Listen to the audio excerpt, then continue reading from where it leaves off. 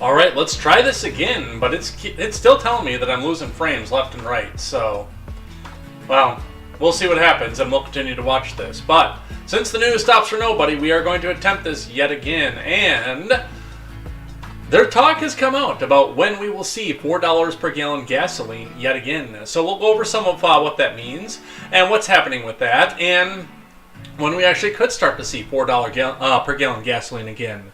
So we'll be watching that as that goes and see what happens with that. In other news, the Supreme Court has temporarily halted the termination of Title 42 pending legal cases, and it's not been injuncted. It's actually going to be in place while they sit and decide whether or not it should be in place. So, well, we'll see what that means. We have actually got a long discussion from CBS about why this is wrong and why these are bad legal ramifications.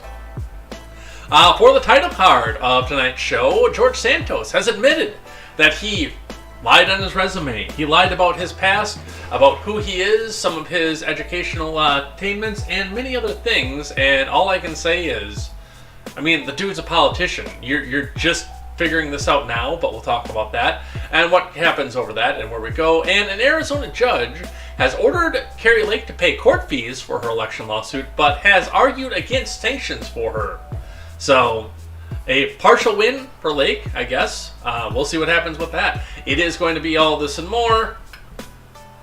My apartment is full of problems. I'm Jay Edgar, and this is Contemporary.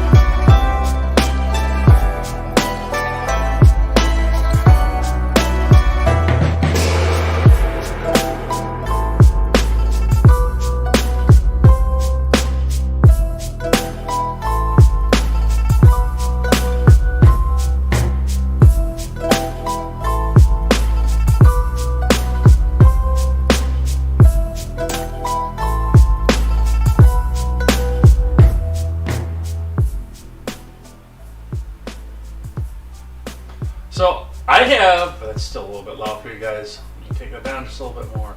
I have no idea whether or not it was the encoder that was having an issue, because that's what it seemed like at first. And I shut the encoder down and started it 3 times. And the encoder, I obviously mean OBS, what's encoding the stream, sending it out to you.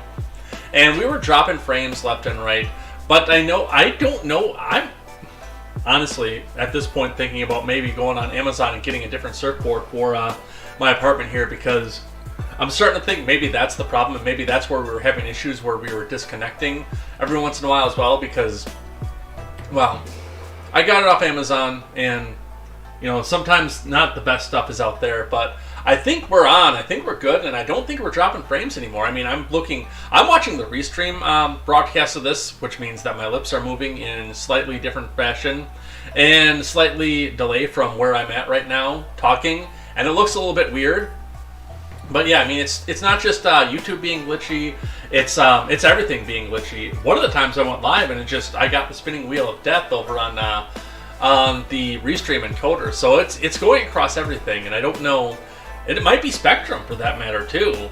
I know we are still cleaning up from some of the cold and some of the things that went on with that, but I would think that, especially with it getting warmer, we'd have it all done and everything would be taken care of. But yeah, as soon as I had the first problem, I went back and I ran the speed test from Ookla, and it came up good. It came up fine, so we've got no issues there. I don't know what's happening here, but it's been like I got sick over the weekend, which was lame and, well, not so great. But then the heater went out and I got that taken care of, and now I'm having internet issues again. So, but the news stops for nobody. And as you guys know, if I have to go stream from my phone, which I actually get good 4G signal here, if I've got to go turn on YouTube and just stream straight to YouTube from my phone. To make sure you guys get the news, I will do that. But we seem to be in the clear right now, so let's not jinx ourselves. This is kind of what I think, and let's get into it. Before we do, make sure you guys go check out great programming such as The Daily Ignoramus, The Breakdown with Birkenhoff, The R-Rated Conservative, The Porch Boys, and more. Go check out Tweets by Brit if you're looking for a good Twitter take or a good takedown of people who want to control your life. Or Mr. Behavior if you're into gaming, or the No Gimmicks podcast as well. So go check out all of that great programming as we conglomerate more people who want to bring you news from the common man for the common man. And let's get started with the news that we have today. We've actually got kind of a short stack today, which is nice because we've had so much stuff where it's constant all the time, just news, 40, 50 tabs. I didn't even count what we have up here today. Let's get this transitioned over here. Let's actually, before I get started, let's look. We'll see how low the number is. It's been a while since it's been this low. 1, 2, 3, 4, 5, 6, 7, 8, 9, 10, 11, 12, 13, 14, 15, 16, 17, 18, 19, 20 tabs. We haven't had 20 tabs since June of 2020. I think that's the last time we've had so low of tabs. So anyway, let's get into it. Let's strap ourselves in. Got good signal coming out as well. So let's get started with the Dow, which is at 33,241.56, which is technically a win on the day, although not a great one, as the housing data came in, and I'm sure IVD will tell us a bit about what happened with that. But as the housing data came in today, we had a drop off, but it was able to claw its way back and bring itself into a relatively winning day, dumping off at the end, towards the end of the day, briefly, and then rising itself back up from the ashes before dumping off again right before the edge, closing 37.63 points above where it was yesterday, or a 0.11% gain, which is still a gain for those of you who are in the markets. And we're still at a loss for the year, but that's what we're going to see here. And we'll do a last year to date right before New Year's, since Friday is New Year's Eve. We'll actually get a good snapshot of what the year looked like on the market as well, because we'll actually have a full year. Looking in at Bitcoin, the Bitcoin is at 16,708.90. That is down 209, or 1.25% on the day. It looks like it just dropped off. It held steady throughout the day after dropping off at the beginning. Took a bit of a dip that it climbed back from and then just fell the bottom out of it again. So Bitcoin is on sale again. If you are interested in getting Bitcoin, you're not going to see prices like this once we're back in a good economy. But if you're not, I understand too. I'm interested in it, but I'm not interested in putting my life savings into it. On the gas prices, looking around Madison, we see $2.90 at the Quick Trip on the west side, $2.90 at the other Quick Trip on the west side. Speedway is at $2.90 on the west side. Going to the Isthmus, we have $2.80 in the Isthmus and $2.90 leading in. $2.90 leaving town on the north side on both Quick Trips there. The BP is at $2.86. $2.79 leaving on the east side rather. And leaving on the east side from the BP, if you're going out on the Beltline, you're at $2.89. So a little bit of a mixed bag on gas prices, but they're holding steady at a rise, and we'll be talking about that as our second finance article for the day. But first, from Investors Business Daily, which is probably going to kick me back an advertisement any second now. Dow Jones rises, but Tesla, Moderna lead growth sell-off. 5 stocks near buy points from Ed Carson. Dow futures were little changed after hours, along with the S&P futures and the NASDAQ futures. The stock market rally showed divergent action on Tuesday, with Dow rallying, the NASDAQ slumping, and the S&P somewhere between. Tesla, Moderna, Nvidia, and Enphase were notable losers, with Apple setting a new bear market low. On the positive side, Dow Jones giant Caterpillar, Deere, ATI, Freeport McMoran, and Schlumberger are industrial, metal, mining, and energy plays in or near buy points. Underlying commodity prices rose solidly on Tuesday, helped by China continuing to roll back COVID restrictions. On the futures, Dow futures rose 0.1 versus fair value. The S&P edged higher. The NASDAQ were flat, with Tesla stock extending losses overnight. And remember, overnight action in Dow futures and elsewhere doesn't necessarily translate into actual trading in the next regular stock market session. I am going to go back and mark the housing data for today because it right now sounds like there's a lot of people that don't want you to talk about. Yeah, and I mean, even if you go back and Google housing, which was supposed to be the big play for the day, I'm going to dig into finance a little bit more. Not on air, obviously, but I'm going to dig into this a little bit more for tomorrow and just see what it is, because it does definitely look like they don't want us to talk about this here. I do have one from NPR that says 2022 marked the end of cheap mortgages, and now the housing market has turned icy cold. The end is not there. It's not the end of cheap mortgages. It's the end of... It's not the end of anything. Supply and demand are going to feed into everything once again as they need to. As people get out of their houses, the prices will fall, and as more people jump into them, and the prices start to rise, the interest rates are going to have to come back down in order to get people into the market and keep the housing market going. So it's a cycle. It's not the end of cheap mortgages. Just a little temporary setback right now. But yeah, we're going to look into this here a little bit more. But what I do want to talk about while we're on finance here comes to us from the Daily Wire. Here's when gas prices could return to $4 per gallon according to a new projection. And this is from Ben Ziesloft. Gas prices could near or surpass $4 a gallon as soon as next May, according to data from Gas Buddy shared with CNN. The national average price for gasoline is currently $3.10 per gallon. According to data from AAA, prices surpassed $5 a gallon in June. Although costs were not projected to reach such levels, they could see a significant increase in the coming months. 2023 is not going to be a cakewalk for motorists. It could be expensive, Gas Buddy head of petroleum analysis Patrick DeHaan told CNN the national average could reach $4 a gallon as early as May. And that's something that could go through much of the summer, just like last year.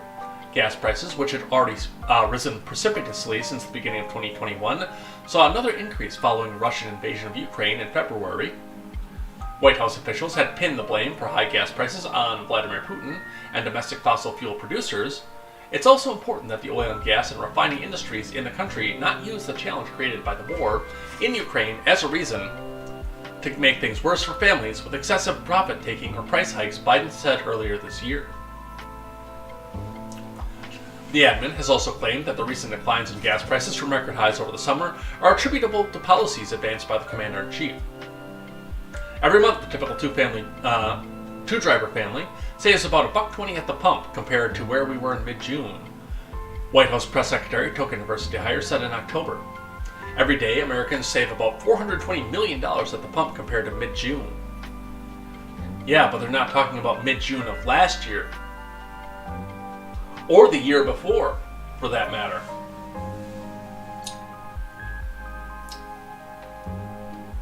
As gas prices climbed towards the beginning of the year, consumers indicated they would alter their driving behavior in an attempt to save at the pump, which is part of the reason that the gas companies are moving to sell at somewhat of a loss right now. I'm going to explain that to you in just a moment too, even though we've beaten it to death on this channel.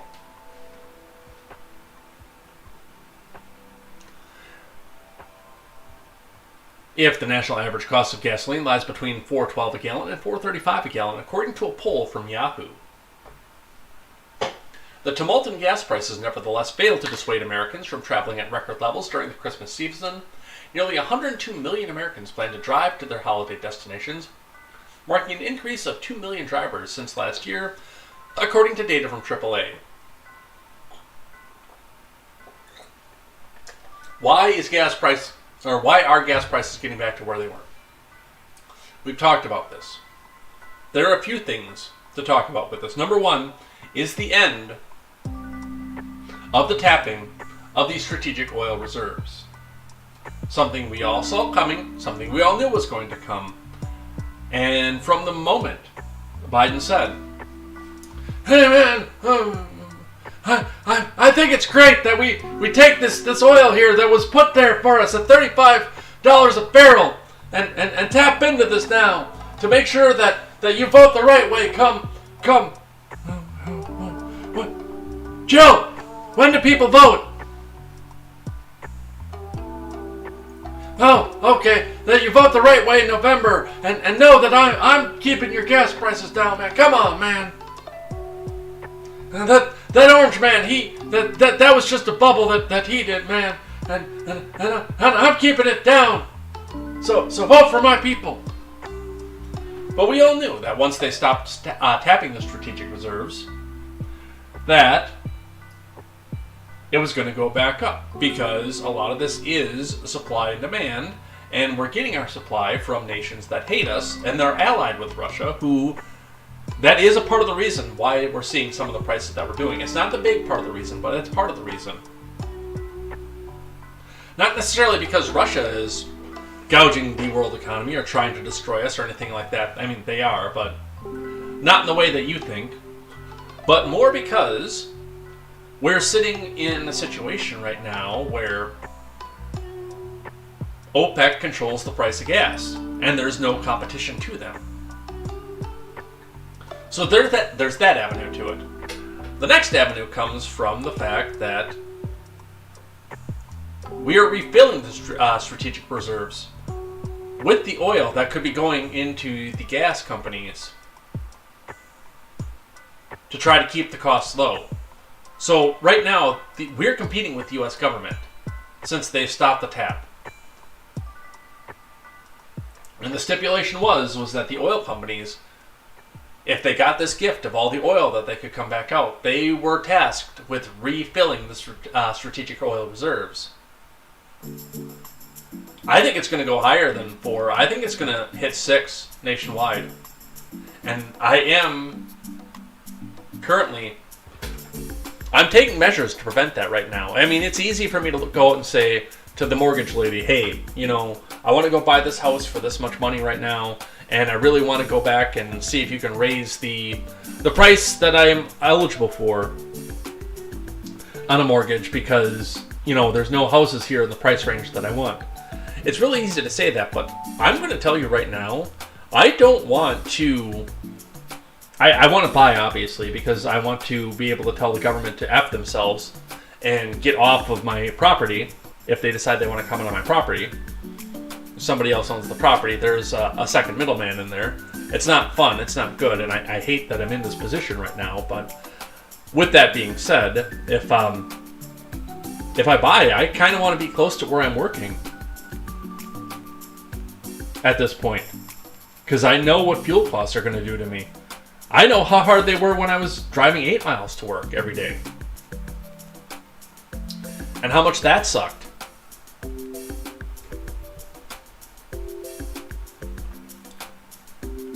But the other side of that, and what may keep us away from $6 a gallon, what may be the saving grace is, as I said, over the summer, all summer, when we hit $5 a gallon, all fall, when we're starting to say heating oil is going to put a drive into the price of gasoline. The gas companies don't make money if you have to think about filling up your vehicle.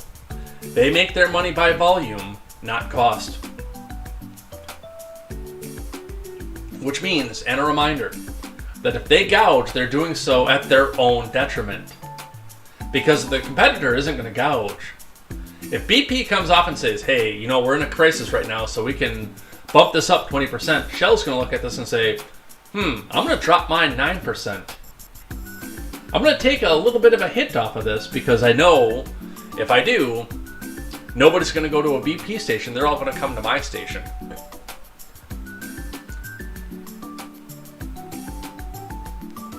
So, with that being said, the Biden admin is full of crap if they say that these gas companies are price gouging, but they're full of crap anyway.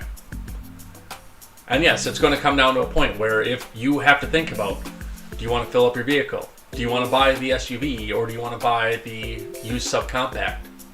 Or the EV if you actually do get a windfall in cash? That's one less customer that these people have.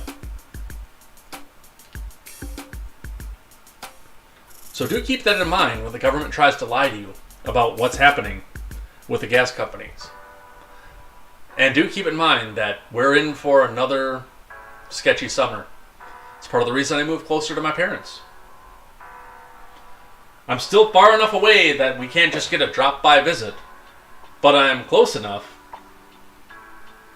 that if I want to go there for a weekend and call them up and say, hey, I'm coming over, I'll see you in...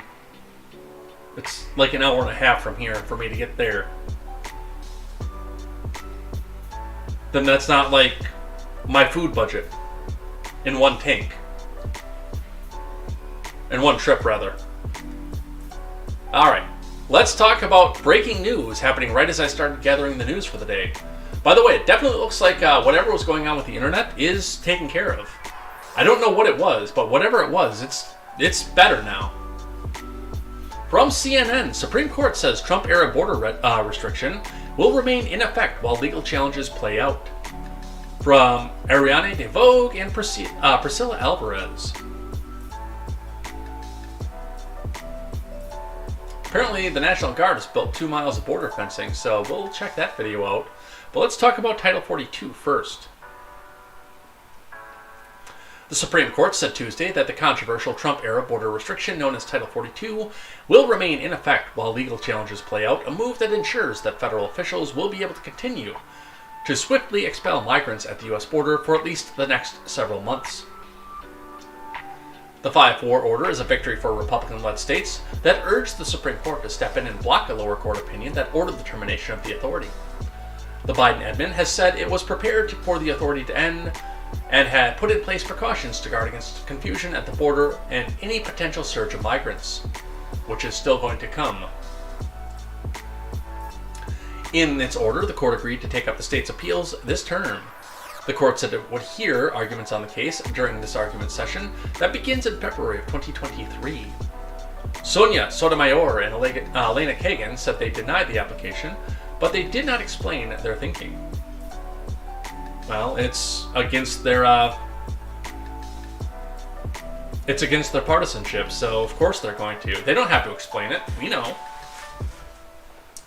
Neil Gorsuch also dissented and explained his thinking in an order joined by liberal Justice Ketanji Brown Jackson.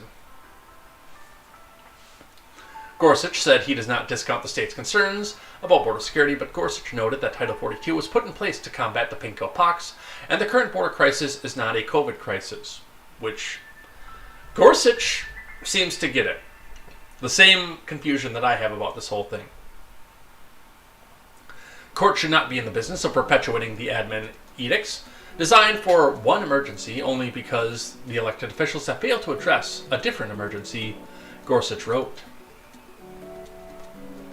Since March of 2020, Title 42 has allowed U.S. border agents to immediately turn away migrants who have crossed the southern border in the name of the pinko pox prevention. Immigrant advocates and public health experts have long denounced the use of public health authority along the southern border, arguing it was inappropriate pretext for barring migrants from entering the United States in nearly 3 years. The authority has been used over 2 million times to turn migrants away, according to the U.S. Customs and Border Protection. At the border, migrants have been waiting in encampments in Mexico for months, anticipating the end of the authority so they can make their claim of asylum in the U.S. Immigrant advocates have tried to disseminate updates and information to migrants, but desperation has grown, especially as temperatures drop. So, as of right now, yes, there is, we're still in a gray area. We still don't know what's happening with this. But I do point out the fact that Gorsuch gets it. The biggest problem with this is not whether or not we let the migrants jump across this. It is the fact that whatever you discuss about Title 42 is in the opposite of your thoughts about the pinko pox. Like I said, Title 42 was set up, as Gorsuch pointed out, as a COVID emergency protocol for a COVID emergency. With that being said, the more conservative among us want to see Title 42 expanded and have more teeth so it can do more. So we can have more issues with that. They want more Title 42. In spite of the fact they think the pinko pox is over and nobody should even be discussing that. While, on the other side of this, on the other hand, The Democrats want Title 42 as a COVID measure to end, in spite of the fact that they will get on TV and preach in the name of St. Anthony of Fauci, the patron saint of medicine, that the pinko-pox is here to stay and it's always going to be an emergency, and we have to use it for mail-in ballots and to keep red states indoors while blue states continue to go on vacation and blue areas continue to go on vacations and enjoy travel and everything else. They want more COVID, but less Title 42. Let's watch this video about the border wall. I'm interested in this. Right now, officials say there are 22,000 people sleeping at various border towns in Mexico waiting for a decision. The Texas National Guard announced last night it's built 2 miles of fencing at its border with Mexico in the El Paso area and plans to continue to build more. Rosa Flores is joining me now from El Paso. Rosa, what are you seeing this morning? Jessica, good morning. Well, there's a lot of pain and desperation here. Let me show you around while I tell you what's going on. We're just outside a church that serves as a shelter overnight, but capacity is about 120, 130. So a lot of people end up having to sleep on the street because once capacity, once the church fills up, then there is no more capacity for more. Now, a lot of these migrants say that they have either desperately waited in Mexico and got tired because Title 42 was never lifted, and or they decided to just simply cross over illegally because they felt that they couldn't do anything else. They were so desperate. Now, as you look around, you'll see that there are also a lot of children here. Those are some of the more desperate and heartbreaking stories that we've been hearing out here, just from mothers who say that their child will ask them for food, their child will ask them for something warm, and these mothers don't have anything to provide. They will ask them for a bathroom. There are no facilities around here. Now, these scenes are also duplicated on the Mexican side. Jessica, like you mentioned, you said that we've learned that about 22,000 migrants are waiting in at least 3 northern Mexican cities. That's Matamoros, Reynosa, which is across the river from the Rio Grande Valley in South Texas, and in Tijuana near San Diego.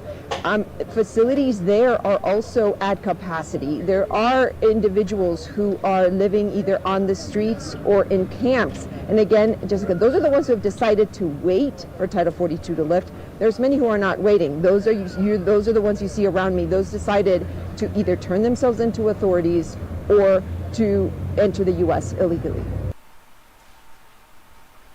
You just spoke directly. All right, so that's what we have here. Southwest, Buttigieg has to come in and react to Southwest Airlines chaos. One of the biggest winter storms in the last decade just ripped across almost the entire country, even making it cold in Florida for a day. I remember the temperature report because I indulged my parents while I was there, and we watched the Packer game because my parents like the Packers. I still do too, but I don't like the NFL. But I indulged them when we watched the Packer game.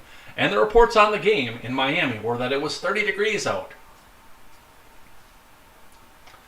Of course, Southwest is going to have to cancel flights as they play catch-up with the flights that they're already trying to catch up from. Of course. That's not newsworthy, CNN. Although it has been kind of a slow news day. CBS has a legal take on what's going on with Title 42 that I wanted to share with you. I will be listening to this for the first time with you, so I don't know what they're going to say or how off the wall it's going to be.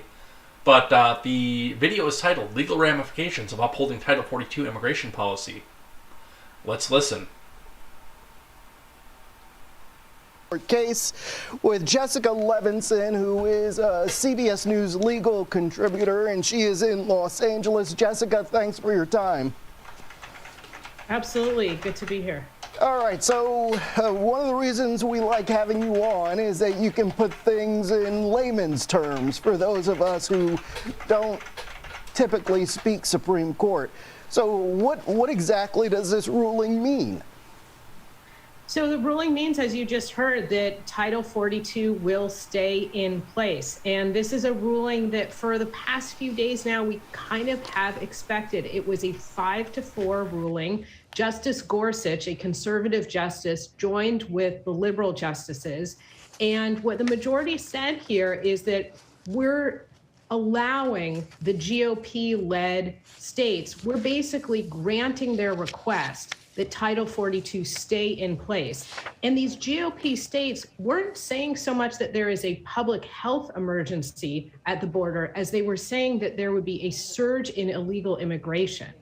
And that really became their theory. The other thing the GOP led state said, as you just heard, is that the Biden administration had basically abandoned their authority, that they abandoned their responsibility, and so that they were going to step in. So the next step is to have a full airing of this issue. The case will be heard in February. A decision will likely come in June, probably the end of June, and it will be whether or not the GOP-led states can in fact intervene in this case, and we'll probably learn more about any administration's power to enact these type of restrictions under Title 42. But in some ways, and obviously, feel free to jump in here and disagree, but when I look at this case and I look at this ruling, to me it seems like the Biden administration is probably breathing a sigh of relief right now, because in some ways they probably welcome this ruling. So I'm not going to disagree with you. And I think politically speaking, that may be true. While it can be read as a legal loss, and while the Biden administration was saying we want to wind this down, what we've seen in a number of different areas, frankly, is I think that the Biden administration may breathe, as you put it, that sigh of relief when they try and implement a policy, or in this case, wind down a policy. But instead of saying we don't have the political will, they're thwarted by the courts. We've seen this with respect to other COVID restrictions in the past.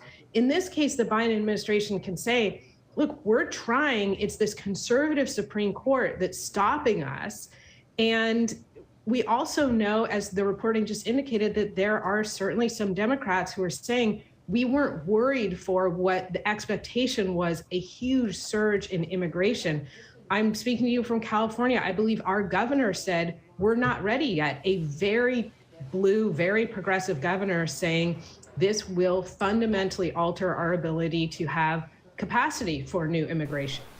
Yeah, you do see a lot of Democrats siding with Republicans, especially in some of these border towns in Texas. So let me ask you this. If you were in the Biden administration, part of their legal team, getting ready for what may come in February, how do you prepare for a case like this? In some ways, you're breathing.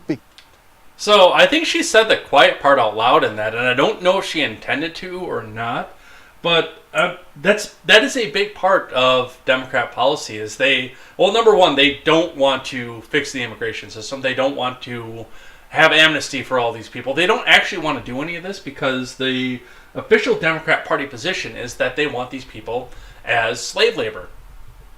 They want these people to come out here and, go work in the kitchen in the restaurant for sub-minimum wage, or work in the doing the dishes, or things like that for sub-minimum wage, or go work for the billionaire factory for sub-minimum wage, because if they complain about the wage or they demand benefits or anything else like that, you're deported.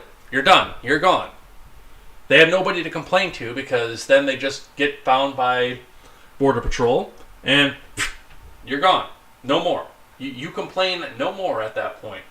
It's a slave class mentality. But the Democrats and Biden can come back out now and say, oh, like she said, oh no, we tried our damnedest. We tried so hard to make this better for you. Come on, look at all these laws that we proposed, and we were all blocked by that evil conservative, that evil conservative court, those evil conservatives. They're the reason that we can't do any of this. So just keep voting for us. But those evil conservatives they're just not going to stop anything. And it's the same thing with Roe. It's the exact same thing with Roe. They didn't do anything legislatively with Roe for a long time when they had ample opportunity to do so. Because the counter was that the Supreme Court would keep it there, but they could use that as the... what's the word I'm looking for? As the mallet to hammer the conservatives with. Forever and ever and ever and a day. And they never actually had to make policy, but they could just come back out and say, oh yeah, no, vote for us, otherwise the evil conservatives will overturn Roe.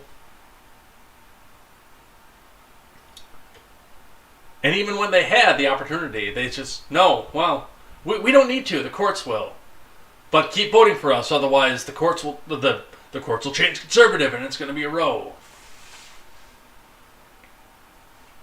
It's like the entirety of the Democrat platform. Don't do anything.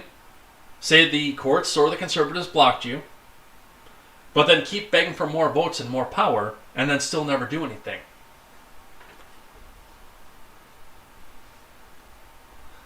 Meanwhile, Texas governor getting a jab back at the Biden admin from the Daily Wire. Texas governor rips hypocrite-in-chief Joe Biden after busloads of migrants arrive at Veep's residence. From Tim Pierce. Greg Abbott hit back at President Biden on Monday over criticism of Texas program, voluntarily relocating migrants at the U.S. southern border to sanctuary cities. It's too quiet in here. Let's do something about that. 3 buses filled with 130 immigrants stopped and let their passengers off outside Vice President Harris's official residence in D.C. on Christmas Eve evening. The buses were originally destined for New York but rerouted to D.C. because of road closures and low temperatures, an aid worker told the New York Times, a former newspaper. The White House is just a bunch of hypocrites, led by the hypocrite-in-chief, Abbott spokeswoman Renee Ease said in a statement, according to ABC News. Instead of their hypocritical complaints about Texas providing much-needed relief to our overrun and overwhelmed border communities, President Biden and Border Czar Harris need to step up and do their jobs and secure the border, something they continue failing to do. The migrants were processed and released by the federal government, Ease said, relocating the migrants from the Texas borders to sanctuary cities, which overwhelmingly voted in favor of being the sanctuary, so I don't know what the issue is here.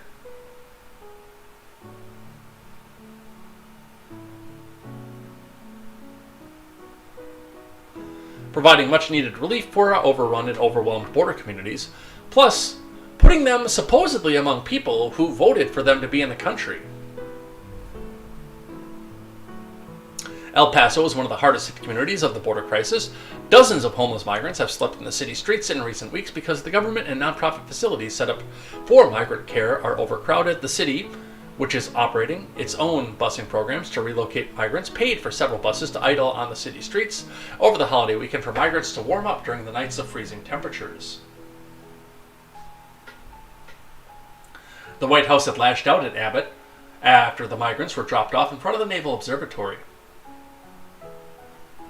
Governor Abbott abandoned children on the side of the road in below freezing temperatures on Christmas Eve without coordinating with any federal or local authorities, the White House spokesman Abdullah Hassan said, according to the Times. This was a cruel and dangerous and shameful stunt.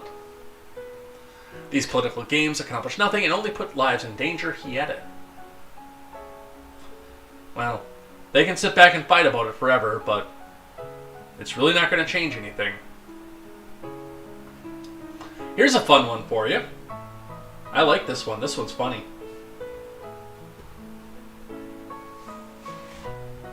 Bail group shut down after being sued for helping release serial offender who shot a waiter.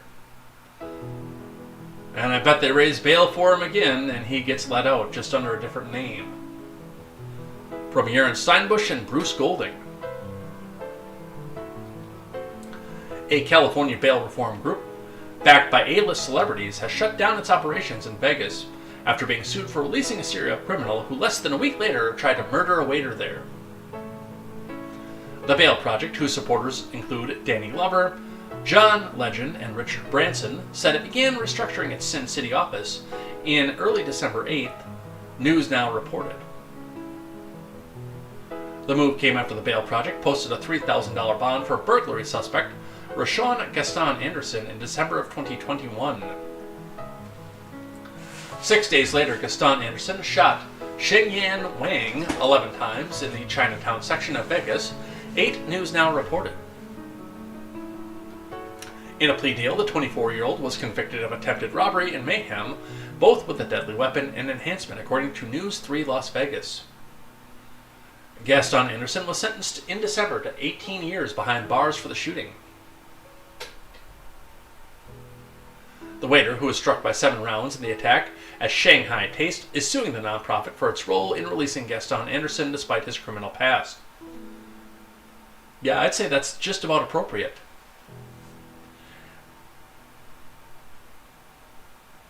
Wang, who's also suing Gaston Anderson and Shanghai Plaza owner U.S. We Day Real Estate Investment Corp., is seeking $15,000 in damages from each defendant, the Vegas Review-Journal reported. I bet you if he bumped that up to $1 million, he'd get it. With all the A-lists behind that, he'd get it. Just because of the visibility of the case. He's got scars all over his body. He can't move his shoulder over a certain height. I don't know how the bullets missed a vital artery, the victim's lawyer, Corey Kaplan, told the newspaper. The lawsuit accuses the bail project of failing to take into account Gaston Anderson's potential danger to the community given his pending past cases. In 2018, he pled guilty to attempted grand larceny in Vegas and was sentenced to 18 months. The following year, he was convicted of felony burglary in New York, and in 2021 was convicted of auto theft in Illinois, Clark County District Attorney Steve Wolfson told the news outlet. Man, this guy sounds absolutely pleasant. In November 2021, he was also arrested for pandering and carrying a concealed weapon. 8 News Now reported. He reportedly was released without bail in order to stay out of trouble. However, he was arrested again the following day on burglary charges and theft charges. The repeat offender was then sprung from jail after the nonprofit posted his $3,000 bond. The fact that it was only $3,000 is a problem in and of itself. Normally when bail is posted, a cash bail, it's a family member or a friend who's familiar with the accused, Wolfson told the Review-Journal. Now, I'm going to tell you right off the bat, I am a very, very staunch advocate for bail reform for many offenses. I think a lot of these offenses should not even be against the law. My respect for the law notwithstanding. But there are a lot of these things that should just not even be coming up as we talk about whether or not something's illegal, or how long somebody stays in, smoking a joint, doing a line of coke, plowing a hooker. Crap like that has no need to carry a $10,000 bond. Frankly, it really has no place being illegal either. But we can sit down and debate the veracity of the law for hours and hours and hours, and I've got 9 people watching right now, and I would bet you I would get 9 levels of veracity of law. 9 different positions on that same argument. I don't think anybody's going to come to an agreement on that. But with that being said,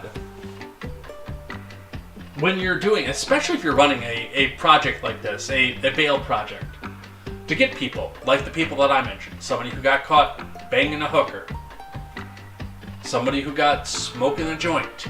I guess in Vegas you wouldn't be caught banging the hooker because it's legal there, but you get what I'm saying. Somebody who got caught smoking a joint. Or dealing a little bit more, or having a little bit more on him that made it look like he was about to deal something, or stuff like that. But you really gotta vet the people that you're letting out. You really do. Like, a lot. Because it wouldn't have taken more than a second to look at this guy's history and said, nah, no, we're gonna leave this one in here. Hey, bring us the next bail project person. We're gonna leave this one here.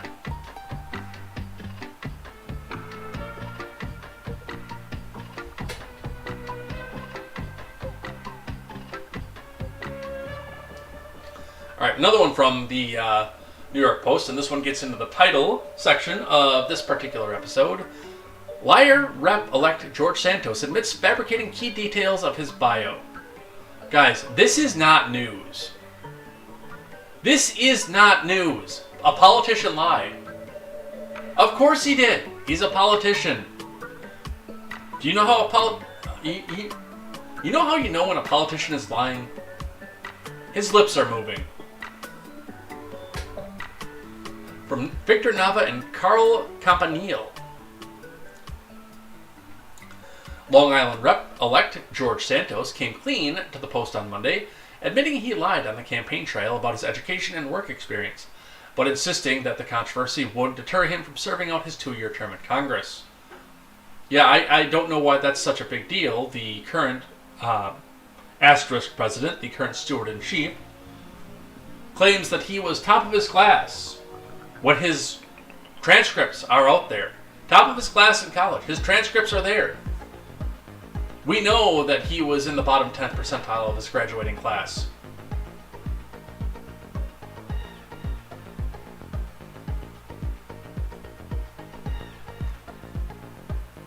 I'm not a criminal, Santos said at one point during his exclusive interview. This controversy will not deter me from having good legislative success. I will be effective. I will be good. Santos' professional bio was called into question earlier this month after the New York Times, a former newspaper, reported that he misrepresented a number of claims, including where he attended college and the alleged employment history with high-profile Wall Street firms. My sins are here embellishing my resume. I'm sorry, Santos said on Monday. Santos confessed he had never worked directly for the Goldman Sachs and Citigroup, chalking that fib up to poor choice of words. The 34-year-old now claims instead that the company called Linkbridge, where he worked as a vice president, did business with both of the financial giants. I will be clearer about that. It was stated poorly, Santos said at the lie. At Linkbridge, Santos said he helped make capital introductions between clients and investors, and Goldman Sachs and Citigroup were LPS, limited partnerships, with that company which they dealt with.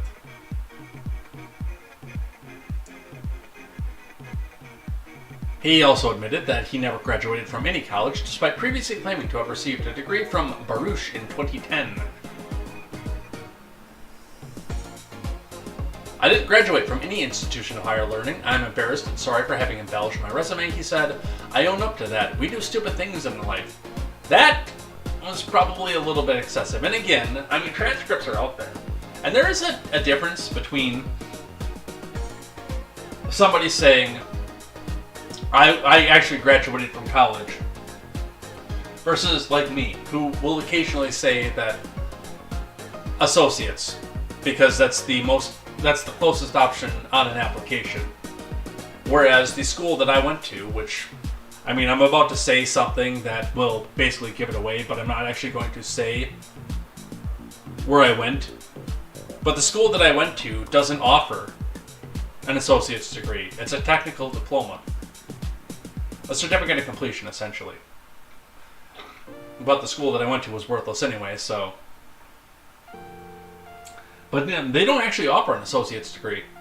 Now, I've not seen a single application out there that has the words technical diploma on it. And the closest degree to what I would have would be an associate's degree.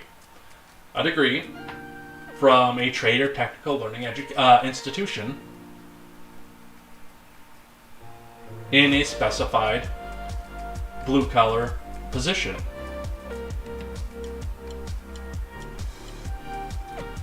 But dude, anybody can go look up your record off of this, and you know, with that R next to your name, especially being in New York, every single journalistic outlet is going to be looking into every single detail of your life. So they can say that you're a liar while they continue to ignore the houseplant in chief.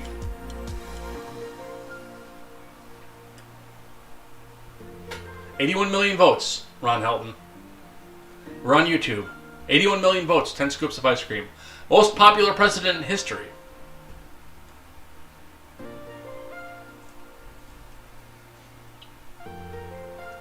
Santos, elected November 8th to represent Long Island and Queens Bay's 3rd District, was also accused of lying about his family history, saying it was on his campaign website that his mother was Jewish and his grandparents escaped the Nazis during World War II. Dude.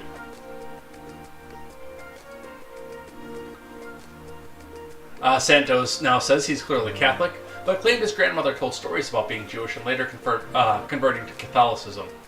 Yeah, I don't know if I believe that one either.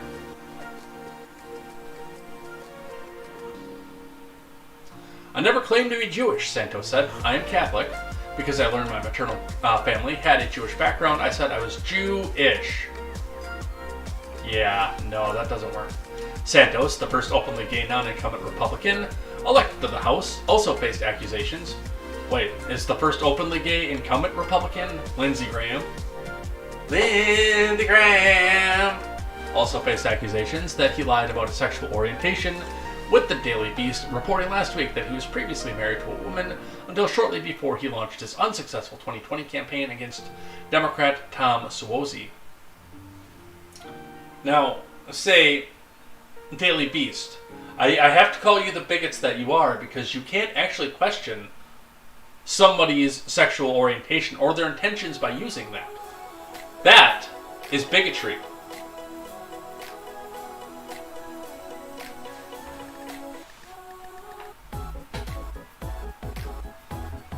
Again, this is really not a news story. He's a politician. He's going to tell a lot bigger lies than this in the very near future. You know, here's a lie he's going to tell. And it's also a lie that Biden is told. It's a lie that Pelosi is told. It's a lie that Schumer is told. It's a lie that AOC Biscuit is told. Are you ready for this lie? I care about my constituents. He might even say he cares about the little guy. That's also going to be a lie. Alright, from the Hill. Republican Jewish Coalition says George Santos is not welcome at events after revelations. Well, he's not Jewish, so what's the point of saying this? You morons. From Brad Dress.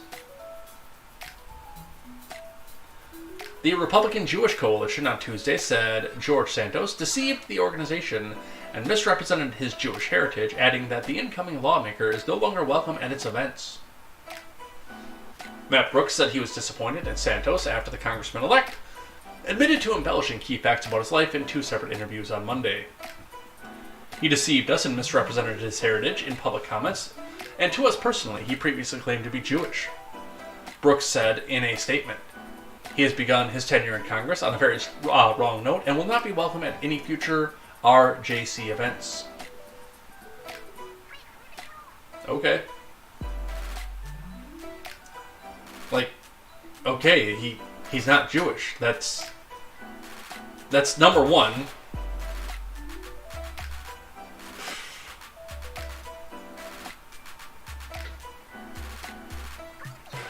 And from NBC. Congressman-elect George Santos faces increasing calls to resign.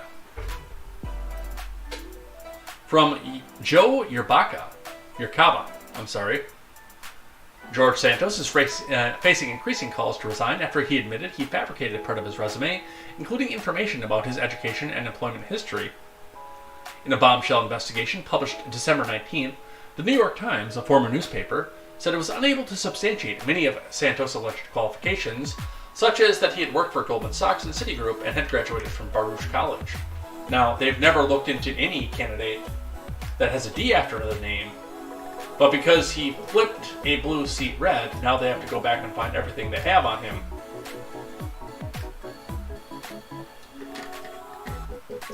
Santos, who made LGBTQIRAGBTOLMUIR, sometimes Y, political history when he won the November race in November's 3rd Congressional District, which covers part of Long Island and Queens, admitted to what he described as overstating and embellishing his qualifications in at least 3 interviews on Monday. A lot of people overstate what their resumes or twist a little bit, he said in an interview with WABC Radio. I'm not saying I'm not guilty of that.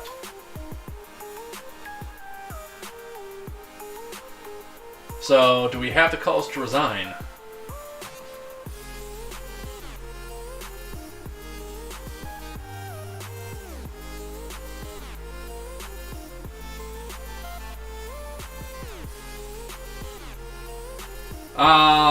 Let's see. This week's interviews are among Santos' first responses to the Times investigation, and his comments have led to widespread criticism, some from fellow Republican officials. Nassau GOP Chairman Joseph Cairo said in a statement Tuesday that he is deeply disappointed in Santos and that he expected more than just a blanket apology. The damage that his lies have caused to many people, especially those who have been impacted by the Holocaust, are profound, Cairo said. He must do the public's will in Washington. George Santos will have to continually prove that he's learned his lesson. Matt Brooks, the CEO of the Republican Jewish Coalition, said Tuesday that Santos deceived us and misrepresented his heritage. Marjorie Taylor Greene is defending him in a Twitter thread posted Tuesday. Greene said the real reason Santos is being attacked by the left is that he's the first openly gay Republican elected and they hate him for it. I'm so glad that George is being honest with his district now and look forward to seeing how George legislates and votes.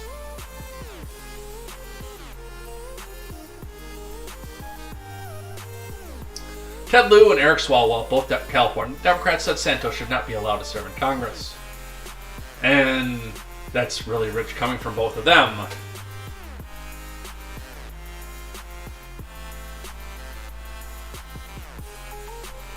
So, once again, a non-story. Basically, the New York Times digging into somebody who shouldn't have been saying it in the first place, and I will admit to the fact that he shouldn't have been. But he was able to represent to the people what the people wanted. They appear to want him, but that just wasn't acceptable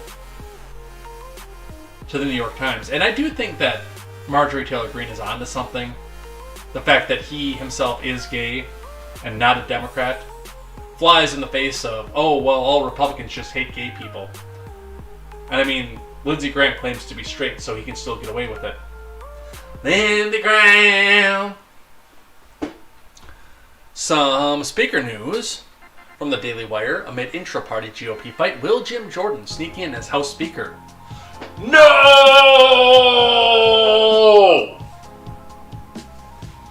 Anybody but that. I will take McCarthy over Jordan. No! Not Jim Jordan. No, no, no, no, no, no, no, no. I am adamantly against McCarthy for Speaker, and I will take him over Jim Jordan any day of the week. No, no, no, no, no, no, no, no, no, no, no, no, no. No, no, no, no, no. No. I thought we decided on Scalise, which I said would be an acceptable compromise. I'm iffy about Scalise being Speaker, but it's not like a dead nuts no like it is with any of these other morons. No. No on Jim Jordan. I stand by my assertion that Thomas Massey would be the best person for that. Tom, what are you doing? Get up there. From Joseph Curl. The 118th Congress hasn't even convened yet, and already the Republicans are in disarray. The GOP took the House in the midterms, but just barely. They hold a 222 to 213 edge over Democrats. Now they have to pick up a speaker. But that's proven to be far harder than anyone could have predicted. While neoconservative Kevin McCarthy, currently a top Republican in the House, should be a shoo-in for the job, which is a problem, at least 5 GOP lawmakers have publicly declared they won't vote for him as Speaker, who needs 218 votes to wield the gavel. Now a new name has emerged as a possible consensus candidate, Jim Jordan. Matt Gaetz, one of the 5 lawmakers who oppose McCarthy, is urging Jordan to step in and seek the leadership post. All I want for Christmas is Jim Jordan to realize he should be Speaker of the House, Gates tweeted on Christmas Eve. Well, all I want for Christmas is to have no representatives that look like Butthead. But here we are. I mean, we already got rid of Beto, so that's one down.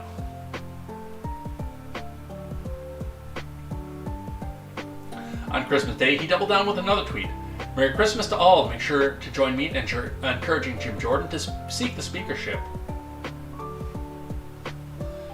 Gates has been vocal in his opposition to the California congressman, writing in the Daily Caller piece last week that McCarthy does not actually believe anything. He has no ideology. That's fair. But neither does Jim Jordan.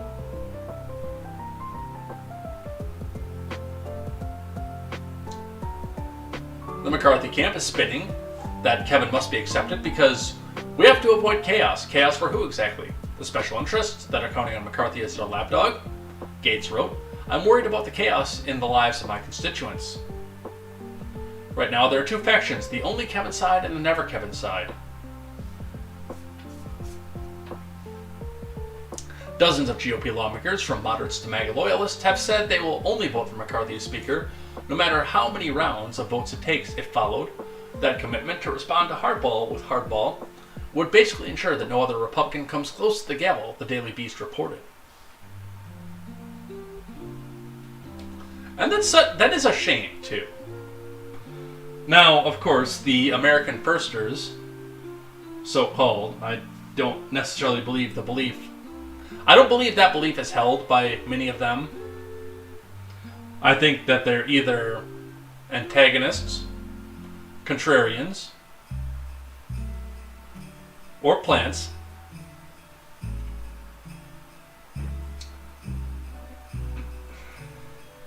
But their consensus is that it does seem that they only want to have one of theirs. And what they're saying about McCarthy is right. I'm team anti-McCarthy myself. But I'm not ready to put one of these morons up there. I think Scalise would be a good compromise. And again, like with Jordan, I know that he goes... Jim Jordan is like Ron Johnson. And when I say that, I mean, Jim Jordan tends to go to whatever faction is the most prominent and popular in the GOP. And he takes their line. He was Bushite when it was cool to be Bushite. He was neocon when it was cool to be neocon. And he was MAGA when it was cool to be MAGA. He doesn't really seem to believe in anything himself either, which is rich with Matt Gaetz saying that he should replace McCarthy. But Gaetz is coming in here believing that Jim Jordan or Biggs or anybody else like that would be in Matt Gaetz's pocket.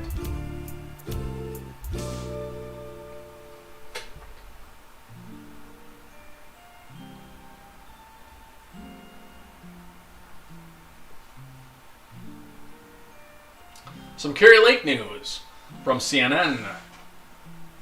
Let's get to the headline. Arizona judge orders Kari Lake to pay fees for election lawsuit, but declines to sanction her. From Stephanie Becker. Which is good because that was sour grapes. It really was.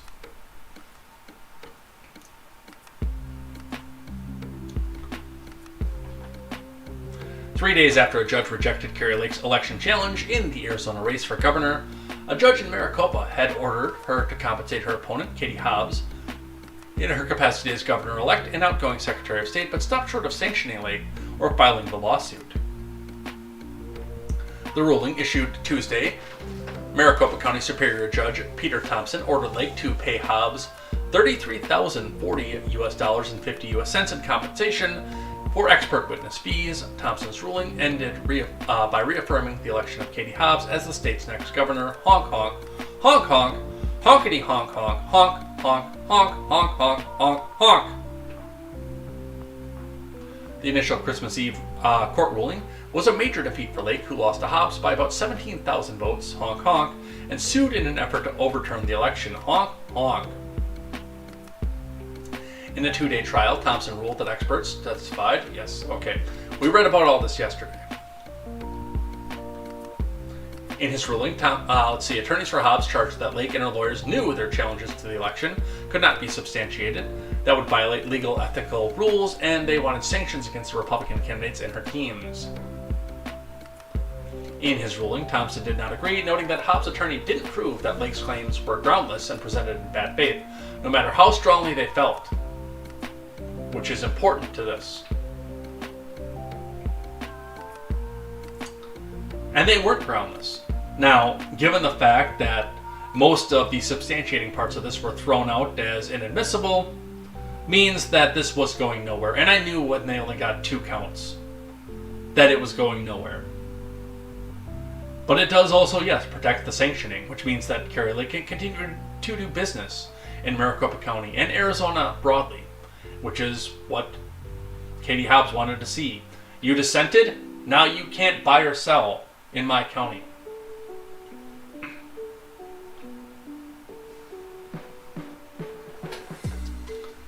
All right.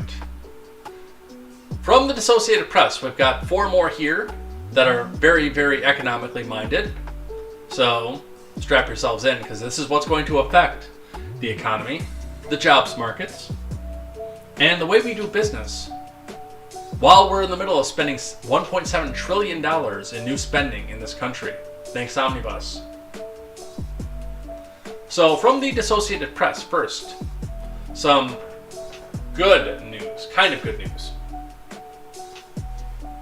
Holiday sales up 7.6% despite the squeeze of inflation. So this year, and we're going year over year, 7.6% rise in sales year over year, in spite of the fact that inflation was 8.5% year over year.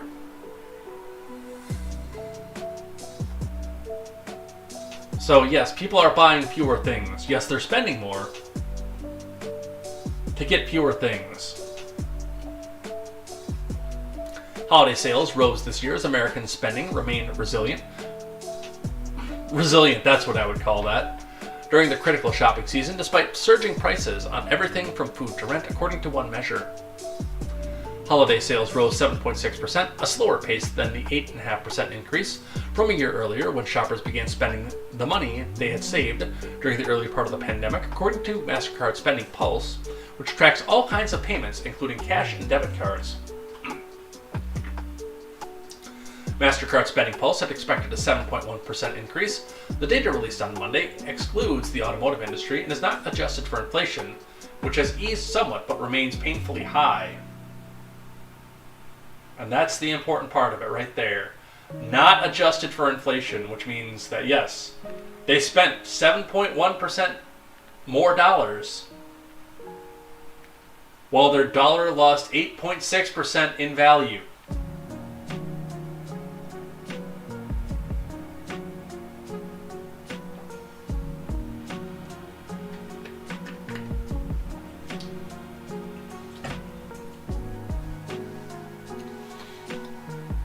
U.S. sales between November and December 1st and December 24th, a period that's critical for retailers, were fueled by spending at restaurants and on clothing. By category, clothing rose 4.4%, while jewelry and electronics dipped roughly 5%. Online sales jumped 10.6% from a year ago, and in-person spending rose 6.8%. Department stores also registered a modest 1% increase over 2021. Are there any department stores left? I guess the Target. I go there. Walmart's considered a department store. I don't go there. Kohl's.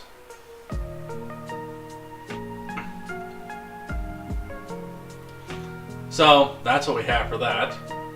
And it's amazing. They keep trying to throw these numbers out and say, look, the economy is robust. Look at how much it's growing. It's not growing.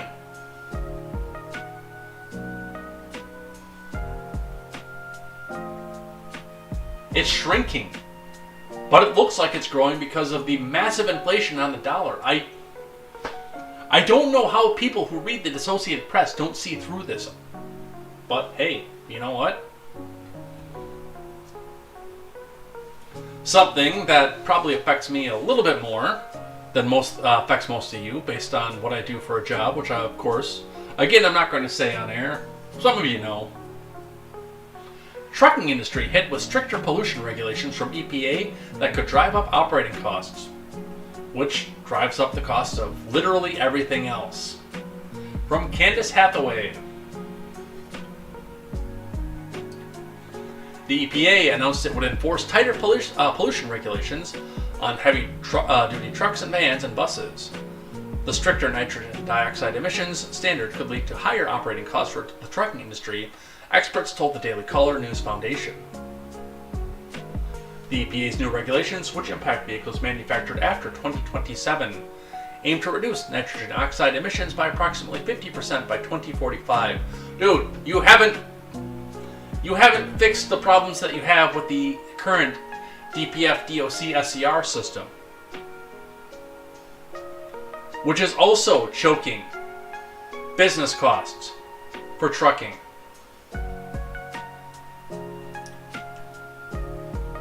According to the EPA, the recently announced emissions rule is the strongest ever national clean air standard to cut smog and soot-forming emissions from heavy-duty trucks. The EPA boasted that the new standard is 80% stronger than any current regulations. The agency admits that the more stringent standards are meant to force the trucking industry to transition away from diesel-powered vehicles. Yeah, because that's a fantastic idea.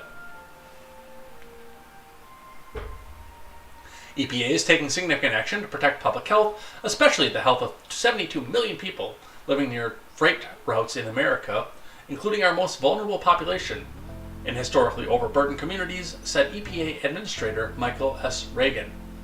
Dude, I hate to tell you this, and this is something, by the way, that nobody in the EPA will ever understand.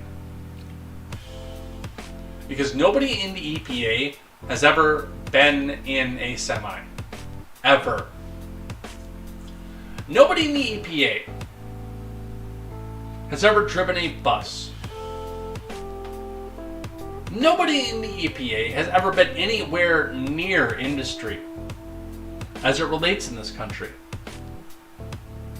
They go to a college. Well, most of the people in the EPA, as far as I understand, fact check me if I'm wrong on this, but most of the people, as far as I understand, are trust funders who went to the biggest, best, and private colleges out there in order to get the degree in environmental science that's required, and then also have the credential check that's required to say that they will vote the right way for the EPA. Again, fact check me if I'm wrong. I don't know if I am or not, but that's how it's been explained to me prior.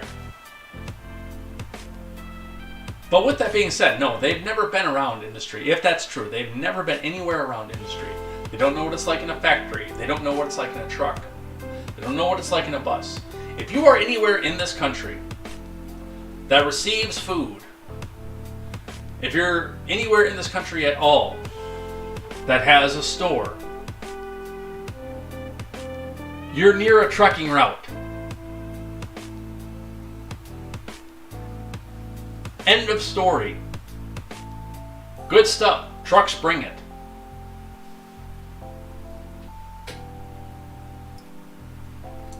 Reagan noted the latest announcement is just the first step in the EPA's Clean Trucks Plan, which strives to reach a zero-emission future. Good luck with that. Zero tailpipe emission, of course. Let's forget about the emissions that it takes to process the heavy metals, rare earth minerals, and various other fun chemicals to put into these electric vehicles to get them to run.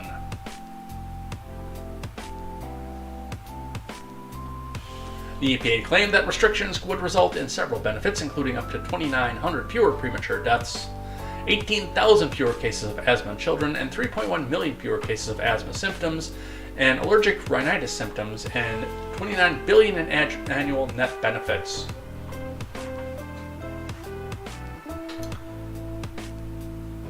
And again, I want to point out to you, there's a balance. I'm sure a lot of these people are out there, and they're very mad at the fact that Billy the Redneck goes and gets out in his lifted truck with two big stacks on it. It's just a 3/4 ton. And then he turns up his little Banks power pack and blows and blasts black smoke out of his two big penis replacement stacks. And they think that that's what everything that runs on a diesel does. But there's got to be a balance between shutting down all industry, which is what they want, by the way,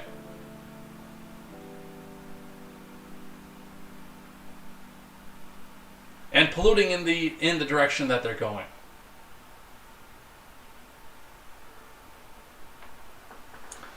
But they're just going to take it further and further in increments.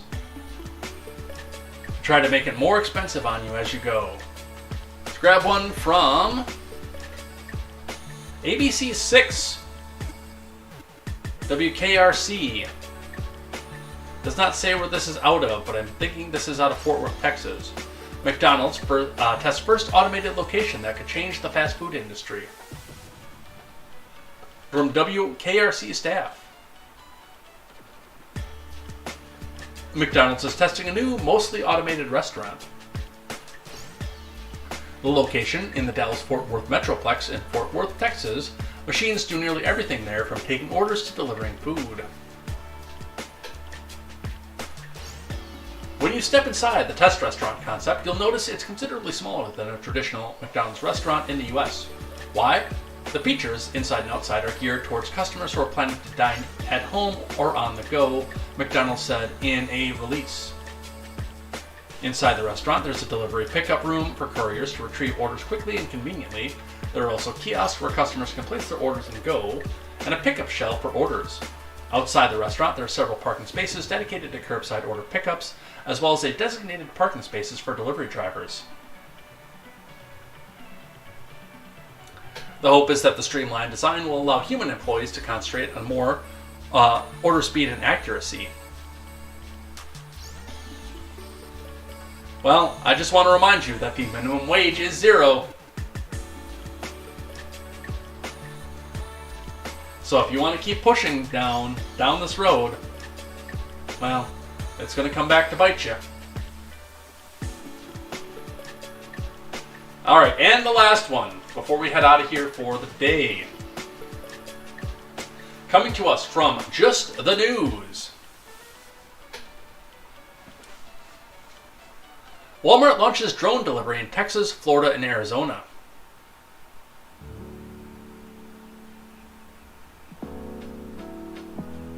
From Madeline Hubbard.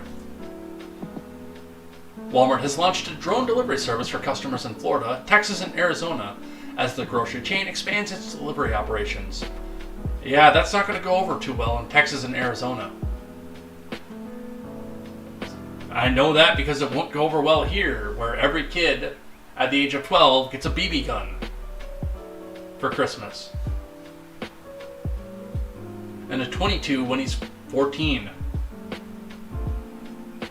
Customers in Dallas, Phoenix, Tampa, and Orlando are able to have same-day delivery via drone, Walmart announced earlier this month. Walmart expanded its partnership with the tech company DroneUp to deliver groceries after previously working together to distribute the Pinko Pox test kits. In May, the grocery chain said it would use DroneUp to deliver 10 pounds of items within 30 minutes for a $3.99 fee. Walmart has said at the time its goal was to expand drone delivery to 4 million homes in Arizona, Arkansas, Florida, Texas, Utah, and Virginia by the end of 2023. So you don't even have to go to the Walmart. You don't have to get out anymore. It's wild. I wonder what this is going to cost as they go, too.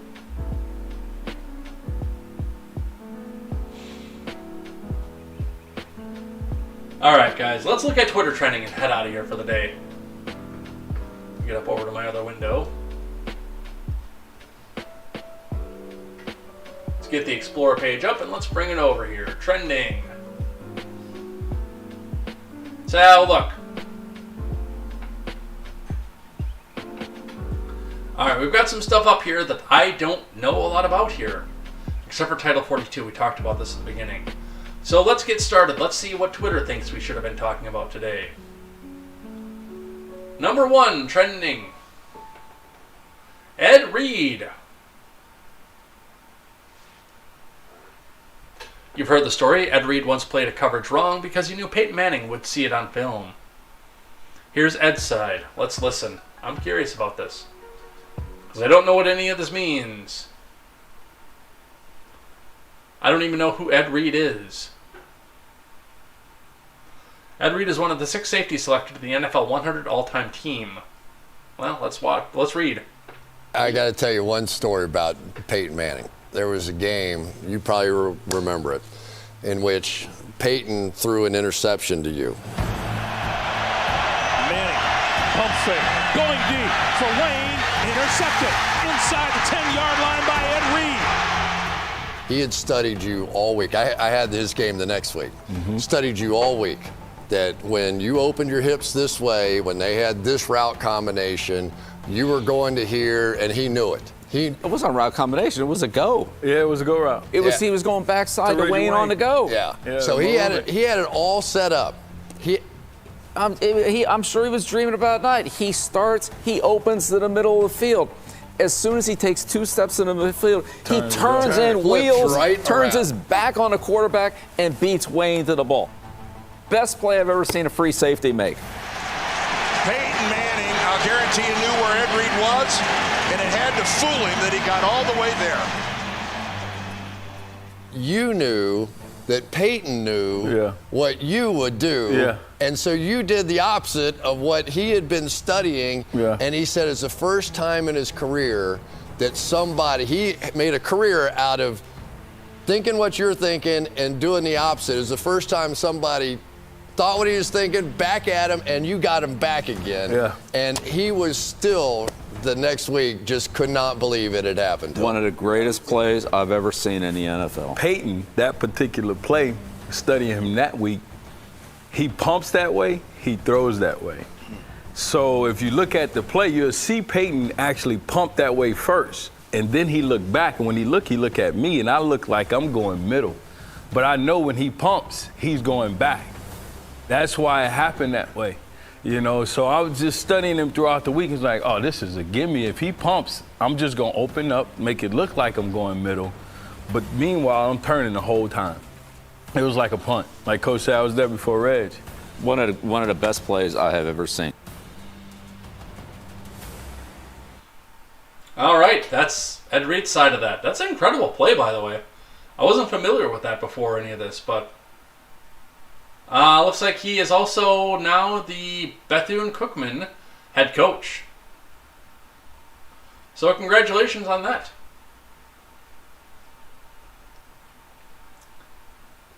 All right, trending number 2. The Waffle House. The Waffle House is trending.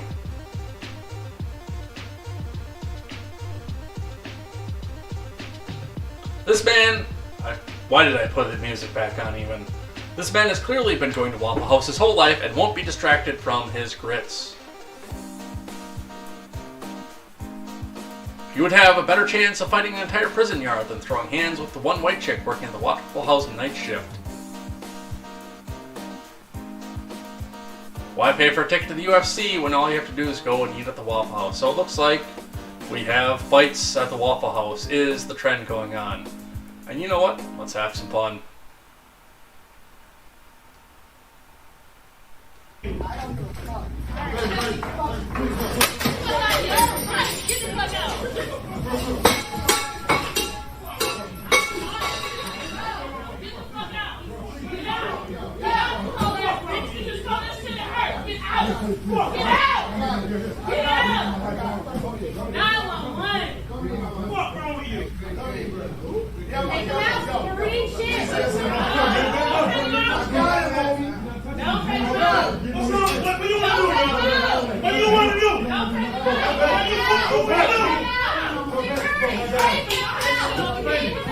How many times she got to tell security to take him the fuck out? It raises an interesting question. How many fucking... What else do we have? Oh shit! Oh shit! Oh shit! Y'all wildin'! Y'all wildin'! Oh shit!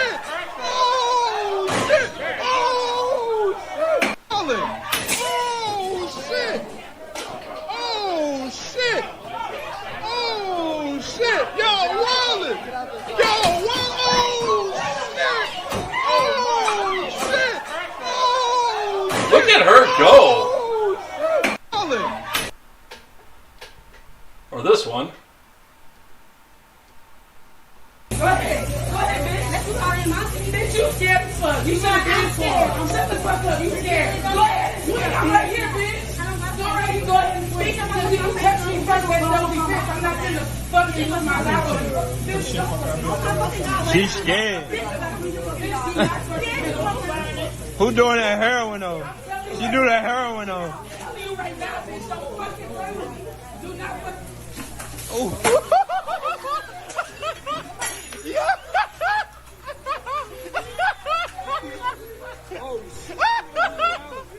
Yo!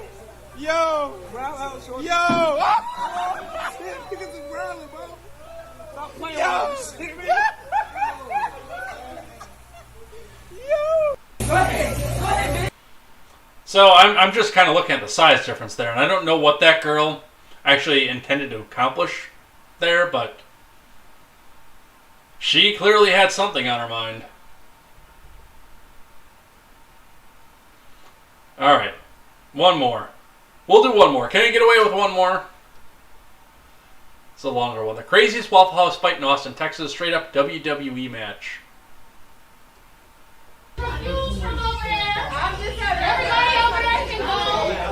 Bro, what the fuck going on, bro? Hell no. Bro, I just want my waffle, cuz. What they doing, bro?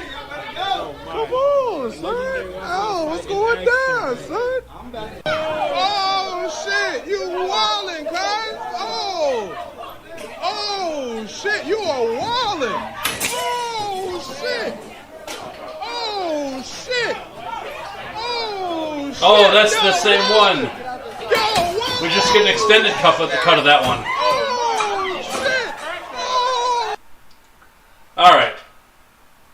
Alright, we can't do this anymore. We could sit here and watch Waffle House videos all night. Like that one. What?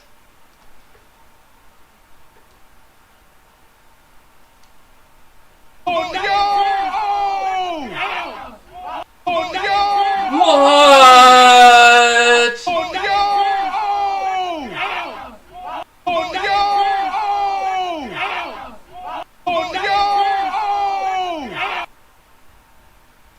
Okay.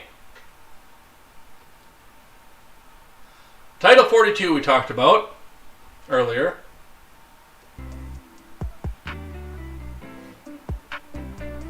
Breaking the Supreme Court orders Title 42 border restriction to be kept in effect. We saw about that. Karine Jean-Pierre, we have no choice. A court order says we have to lift Title 42 in the middle of a border crisis. Reporter, but the admin sought to lift it. But it's a court order, started by you guys. We remained under a court order to lift Title 42. That is a court order. That is a court order that is telling us to lift Title 42, and we're going to comply because we follow the rule of law. But the administration sought to lift it. But it is a court order. But that started by you guys. It was a court order that has been provided to us, and so now we have to comply, and that is we have to comply by December 21st. It is a law that has been don't support lifting what I'm saying is that it is a court order that has been presented to us that we are going to comply with. We remained under a court order to. So again, we talked Title 42 to death earlier on the show. We'll see what happens with it and where it goes. I've got a feeling it's going to wind up being lifted because the pinko pox is over. We're only 3 trends in right now. Number 4 is Paulo.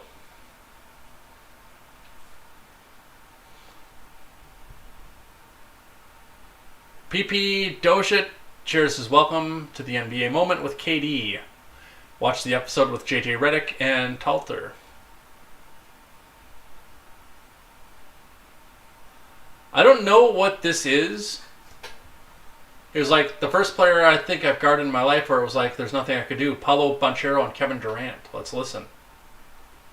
I mean, like, KD, I think was kind of my little welcome to the NBA moment. You know, I guarded him for most of that game, and it was really just nothing you could do. I mean, like, you know, some guys like get to the line a bunch, or you know, play with the refs and get calls, and like, you know, that's how they get, you know, 14 points from the line or whatever. But like KD was straight business. Like, wasn't saying nothing to the refs. You know, was getting to the line. I think he hit like 4 or 5 free throws, but he had 45. So most of those was buckets, and I think he missed 5 shots that game. And so just experiencing that and like having to guard him and just kind of being like, he was the first player I think I've guarded in my life where it was like, there's nothing I could do. You know, usually a guy can make some shots on me, but I can fluster him a little bit. You know, I can, you know, get into him, make a miss here and there. But that was just like, he don't even see me right now. Like, I'm trying to cut him off. He's just out there like, no, I'm still going to get to this spot. I'm still going to rise up. So it was crazy. So if any of my NBA fans can kind of point me in the direction of what's going on with that, because I don't know, and I'll admit to that.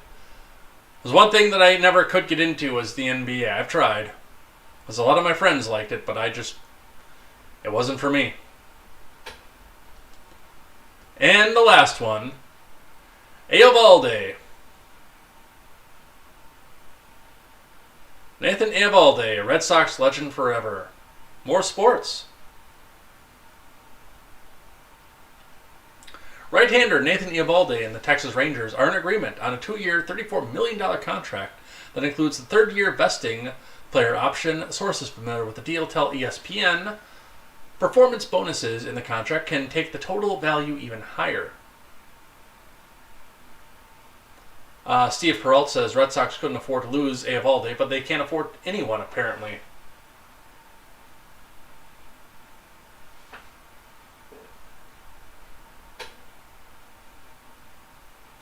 So it looks like a Red Sox pitcher that I didn't even know was playing anymore, because it's been a while since I've watched the MLB, because of, again, the BLM stuff. You know, when they put their politics on their sleeve, it just makes it really hard for me to support any of these organizations. But I was a big Sox fan when I was into the MLB. Very much so.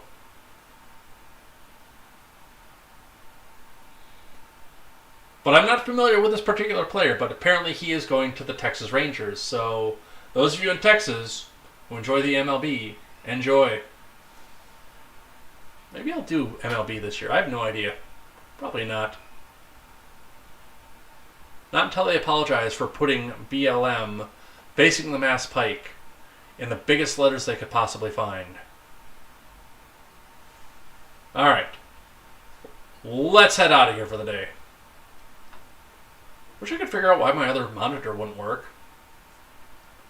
So I could have 3 screens again. Where's my outro music?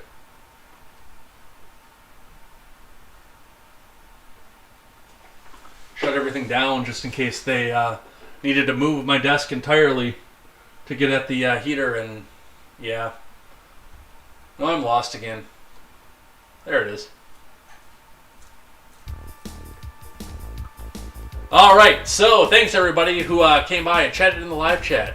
Everybody who was here, and we had a busy night tonight, so thanks everybody who came by and told a friend and got some more people in here. As we start to get used to being in a new time slot, it looks like people are starting to adjust to this and coming in for the news. We'll be back here, hopefully at the right time tomorrow.